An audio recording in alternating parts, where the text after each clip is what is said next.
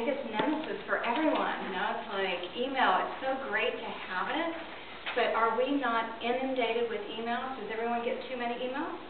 Renee. Yeah, I love my Facebook. I love your Facebook chat. I would Yeah. just like that, so. Facebook? I spent over an hour the other night, like at 1 in the morning, going through it, and just, a lot of them were important, but just reading through my email and deleting the ones, or reading and taking care of the ones that I needed to. I took it from 1,400 and something down to 900 something. Unopened ones? Unopened in my inbox, not spam. I didn't get it. Wow. I had that. Wow. Yeah. One way is to change it, you know, to, I do folders too already. you know, the sub, you know, instead of just the inbox, you know, grouping the people together Yeah. by Right. name and all that. Right. That really helps get rid of. Yeah, there's some different strategies. One of them is get off, you know, the list of things that you're just not even reading. Another strategy is, and I'm going to piggyback another strategy that I want to share with you. Does everyone in here have enough support in your life? Help? What kind of support Yeah. are you referring to?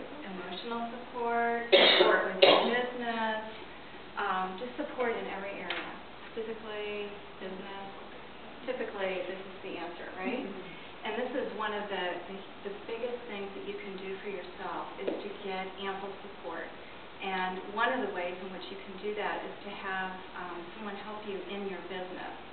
Whether it's, even if you have someone that helps you, like, get off of all those lists.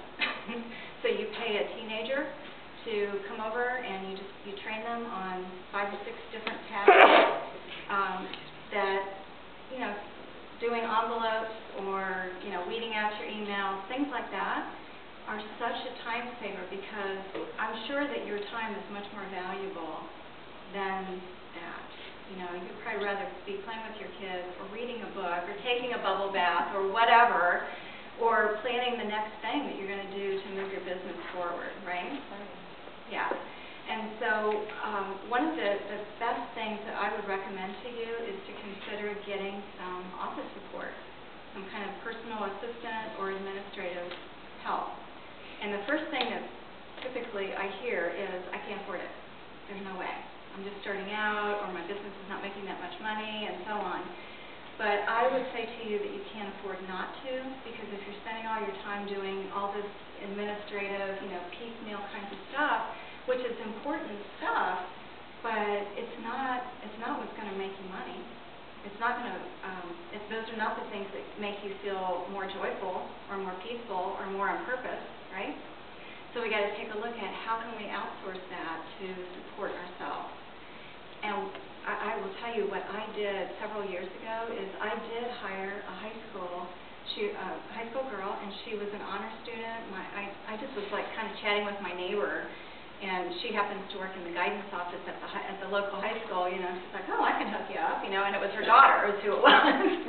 And that was great. And then her daughter went off to college, and I said, all right, Jenna, you are amazing, because she helped me in the summer.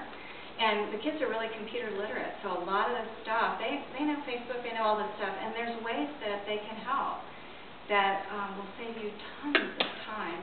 And the gals that I've had that I've hired, they love working in, you know, this environment, this home office, and, you know, just the tasks I've given them. And, you know, they're really happy with what I'm paying them, and it's really very win-win.